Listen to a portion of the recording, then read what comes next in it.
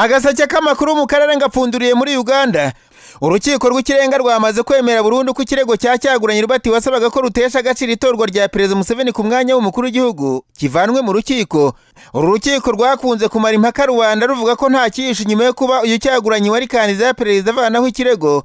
Byabanje guhihizwa ko yaba yaraguzwe kugira ngo hagarikishe urubanza, ariko urukiko rwahakanye ko nta ruswa yahaye umunyapolitiki utavuga rumwe n'ubutegetsi. Impamvu nyamukuru ya Kyagulanyi Robert uzwi nka Bobi Wine yatanze asaba ko yakuramo ikirego nuko ngo atizeye urukiko rw'ikirenga, cyane ko inteko yaburanishaga urubanza yishinja kwiganzamo abambari b'ishyaka NRM riri ku butegetsi na Perezida Museveni by'umwihariko. Umwunganizi we mu mategeko yasabye urukiko rw'ikirenga ko rutamukurikirana mu kwishyura ikiguzi cyo kuba yarashoye NRM mu nkiko, cyane ko ngo na komisiyo y'amatora yemeje Museveni nk'uwatsinze amatora nawe yari umuburanyi muri uru rubanza, kandi ko Museveni icyo yashakaga ari ubutegetsi kandi abufite atifuza amafaranga ya opozisiyo, ndetse kuri urubanza rwari inyungu rusange. Amatora yo mu kwezi kwa mbere yavuzweho uburiganya, ndetse amahanga yavuze ko uretse kuba ataranyuze mu mucyo yaguyemo batavuga rumwe n'ubutegetsi benshi. Perezida Museveni aherutse gutangaza ko ariyo matora meza ya mbere igihugu cye kigize kuva cyabona ubwigenge.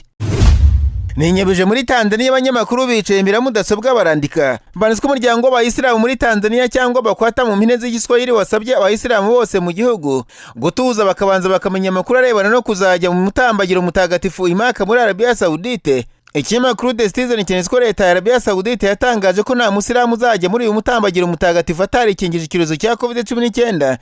Iri shyirahamwe ry'abayisilamu muri Tanzania ryavuze ko ambasade y'iki gihugu muri Arabia nta kiratangaza ku rwego rw'igihugu. Impungenge z'abayisilamu muri Tanzania bari kuzajya mu mutambagiro mutagatifu mu kwezi kwa karindwi nuko iki gihugu kitanemera inkingo ndetse kigashinjwa gukeneka coronavirusi. Perezida John Pombe Magufuli aherutse kwihaniza Minisitiri w'Ubuzima amubuza gushyashyanira urukingo rwa COVID-19 kuko ngo nta wakwizera iby'abazungu. Kuva mu kwezi kwa gatanu k'umwaka ushize nta makuru na make ya COVID-19 iki gihugu kigitangaza. Iri shyirahamwe ry'abayisilamu muri Tanzania ryahumurije abayoboke b'iri dini, ryavuze ko hakiri kare bizagira mu kwa karindwi amakuru yose amaze kumenyekana. Nararanganije amaso ibinyamakuru byandikirwa muri Kongo Kinshasa. Abanyamakuru bashyize amakaramu ku mpapuro barandika.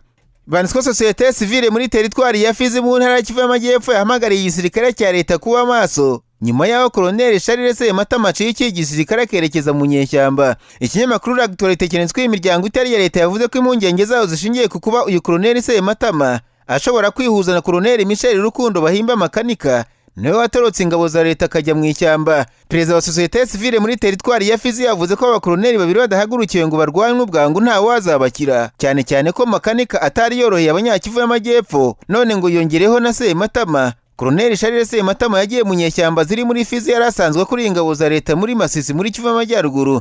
Igitangaje ariko ngo nuko nta tangazo ry'igisirikare cya leta riratangaza ko Sematama yacitse akijyana mu nyeshyamba.